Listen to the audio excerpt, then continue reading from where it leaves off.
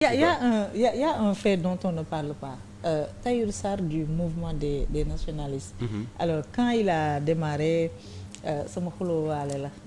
Quand il a démarré sama boy la. man sama xulóowaale la ñëw na fii di ma jaay jàpp waa Pastef fii di ko jaay mu ñëw fii di ma jaay jàpp waaye tey ñam na ci waa Pastef yi. Alors Tahirou on oublie on avance. Parce que man je respecte l'engagement, je respecte les gens qui sont engagés et d'ailleurs je ne comprends même pas cette levée de bouclier contre Tahirou ku nekk jóg di ko saaga comme si moom amul droit am une ambition politique ou une volonté d'accomplir les mêmes prouesses politiques que Ousmane Sonko. May leen nit ki jàmm, il a le droit d'avoir des idées, de défendre ses idées et de s'imposer et il a eu le courage et les Sénégalais lui ont accordé un siège à l'Assemblée nationale. Pourtant c'était pas évident au début quand il venait d'arriver. Voilà, on le traitait de xénophobe, que dafay menacer la cohésion nationale, dafay menacer li nga xam ne moom mooy le socle panafricaniste. Mu mel ni de plus en plus son discours mu ngi am écho. Non gëmmu ni parce que aussi c'est ça la démocratie man suma xarit la dañuy waxtaan mais je suis pas du tout d'accord avec ses idées. Je suis pas du tout d'accord avec ses idées. Pourtant il y a des Sénégalais qui commencent à l'écouter et à apprécier la teneur de son discours. Mais c'est normal. Heureusement qu'il n'a pas eu plus de 50% comme Pastef. Tu sais pourquoi je suis pas d'accord? Maïmouna, les grandes nations sont des nations ouvertes et généreuses.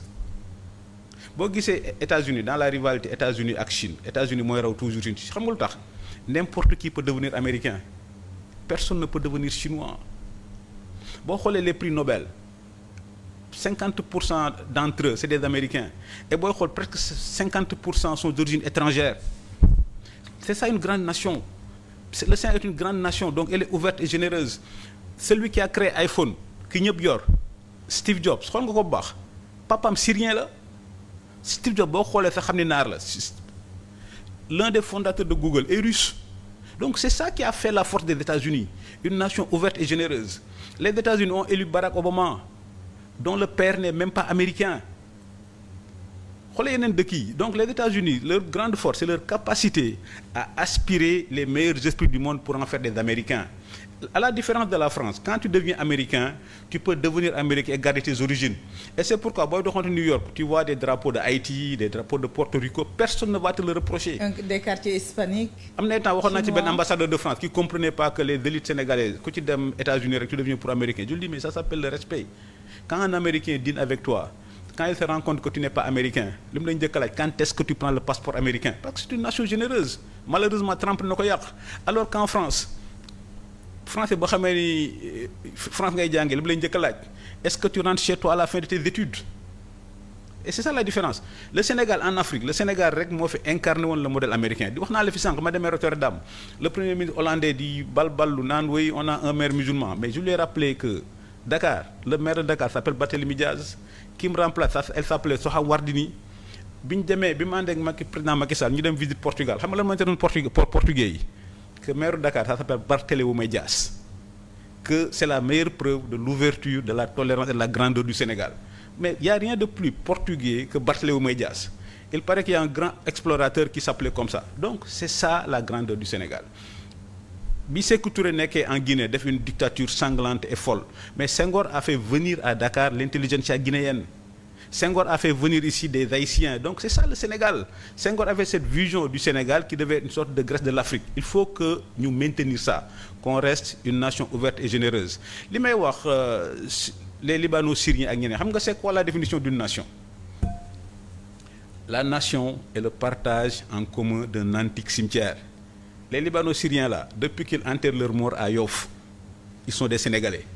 Est-ce que gis nga Covid bi problème bi Sénégal yi njëkkoon am mais benn Sénégalais bëggul woon ñu suul le Père Lachaise. Tu as beau avoir des papiers français mais boo dee da nga naan ma yóbbu Touba wala Tivaouane wala ma yóbbu sama village mais est-ce que gis nga Libano-Syriens yi kenn gën fi ànd yóbbu ko Beyrouth. C'est le contraire que nous avons eu. C'est le contraire que nous avons eu. Da ngay gis benn Libano-Syrien bu dem Beyrouth wala Liban dese dafa ñu indi ko Sénégal donc les grandes nations c'est ça. Les grandes nations ne sont pas des nations fermées et quand tu vois Sénégal on a accueilli tout le monde.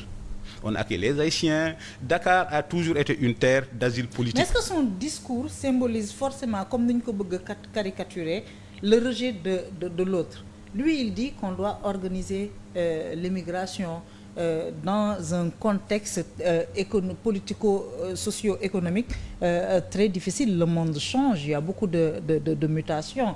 Lui, il dit que les richesses du Sénégal doivent aller aux Sénégalais. C'est un principe légitime.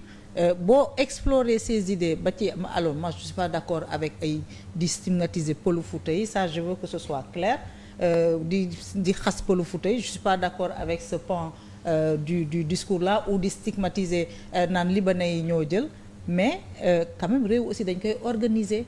Est-ce qu'on explore assez ce pan de son discours? Nous sommes dans le contexte de l'UEMOA et de la CEDEAO, c'est-à-dire la liberté de circulation des personnes et des biens.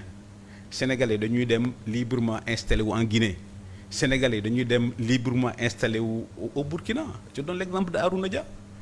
Sénégalais dañuy dem installé wu librement en Côte d'Ivoire.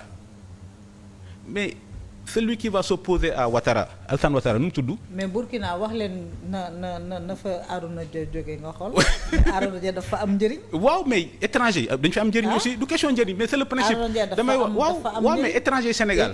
il participe à l'essor économique, il emploie des Burkinabés. may mun a étranger dañu amal njëriñ Sénégal. non waxuma ne amaluñ njëriñ, mais je veux dire ça dépend de quel type d'immigration. waaw mais non, c'est-à-dire ça c'est du type de Sarkozy, immigration choisie. Est-ce que am na temps ma gis le tribunal avait condamné ay Guinéens yu doon def kii pour am des papiers sénégalais, mais dañoo war a sant yàlla. Est-ce que gis nga sénégalais dem foofu di wut papier? Est-ce que gis nga sénégalais di dem Guinée di dem Burkina di wut ay papier? Donc dañoo war a sant yàlla. C'est ça la grandeur. Houphouët-Boigny l'avait réussi, Senghor l'avait réussi. Tey jii kii nga xam ni moom mooy nekk candidat Côte d'Ivoire à la prochaine présidentielle contre Ouattara, nu mu tudd? Tidiane Thiam. kuy papaam? Amadou Thiam. ñu jóge Dagana. et tey jii ku sant Thiam mooy nekk candidat pour jiite ku nekk koo xam ne ay origine Dagana la moom mooy nekk candidat pour jiite Côte d'Ivoire. Am na débat yoo xam ni li may wax moi li ma gëm mooy le modèle américain. Le modèle américain mooy une grande nation, elle est ouverte et généreuse. Il faut que le Sénégal le reste. Et c'était la vision de Senghor, c'était la vision de Wade. Boo xoolee Haïti bi mu fi amee problème, ça c'est une petite parenthèse. Haïti bi mu fi amee problème tremblement de terre, kan moo fa jiitu? Ablaye Wade, la grandeur. Mais tey jii Haïti bi ñu amee problème da nga ci dégg Sénégal. Et c'est ça ce que nous appelons les alternatives. Kan nga dégg muy dem régler problème mu Haïti? Kenya. Le Kenya n'a aucun lien historique avec Haïti. te l'histoire d'Haïti déggoo ci Sénégal. Et le Sénégal c'est le pays de la négritude. Et Césaire a dit Haïti le pays où pour la première fois la négritude s'est mise debout pour affirmer son humanité. Yaakaar nga ni lu mel ni war a am Haïti kenn déggu ci Sénégal. Li meilleure alternative aujourd'hui sur le plan de la politique extérieure, le Sénégal a disparu des radars. Boo xoolee crise guerre Ukraine ak Russie bi mu commencé, mais Macky Sall moo njëkk a dem sotti. Donc c'est ça le Sénégal, nous ne sommes pas un pays ordinaire. Senghor avait voulu que le Sénégal rayonne dans le monde, que le Sénégal rayonne sur le continent.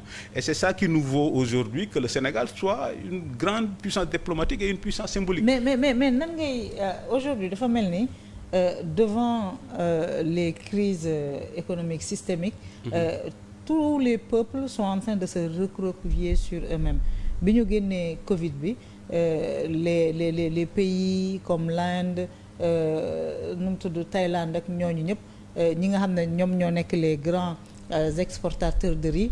dañoo commencé di téye li nga xam ne moom mooy seeni stock. waaw réew yëpp ku ci nekk di réorganiser wu. léegi ñu jëm ci beneen étape boo xam ne aujourd'hui même le Canada qui était très ouvert à l'immigration, Canada mu ngi nekk di changer ses lois anti-immigration pour une durée de 3 ans. Sénégal bi nga xam ne ce discours-là n'a jamais prospéré, nan ngay expliquer aujourd'hui que des Sénégalais commencent à écouter ce discours-là? Mais c'est normal, c'est normal, il a tenu un discours et puis ça montre aussi ce que les Sénégalais en pensent. Moom fu mu jàllee ci plus fort si la bokk non Taïrou ñaar député la am benn. waaw ci plus fort yi donc ça fait le calcul. mais il y avait 41 listes. waaw il y avait 41 listes mais moom ñaata voix la ko. il y avait 41 listes moom ñaata voix la ko sénégalais jox. ça veut dire que voilà c'est-à-dire que dans tous les pays il y a des phénomènes comme ça. Aujourd'hui même en Allemagne l'AfD, il y a des partis qui disent non aux étrangers yu demee noonu. C'est aujourd'hui un phénomène de mode. C'est un phénomène de mode, mais il faut pas aussi qu'on suive les phénomènes de mode pour perdre notre âme. Un pays a toujours une spécificité. Quand tu dis la France, les gens te disent que c'est le pays des droits de l'homme avec la Révolution française. C'est ça. Un grand pays a toujours une prestation universaliste. Quand tu dis France, on te dit le pays des droits de l'homme. Quand tu dis États-Unis, to make the world safer for democracy, le pays de la démocratie. Et quand tu dis l'Iran, ils vous disent que nous avons une civilisation millénaire. Le Sénégal de Senghor, c'était ça. Ça veut dire que nous devions rayonner sur le continent. Enracinement et ouverture. C'est ça le Sénégal. Et moi, je suis très fier, j'étais très fier de dire aux Pays-Bas que le maire de la ville capitale du Sénégal s'appelle Barthélémy Dias.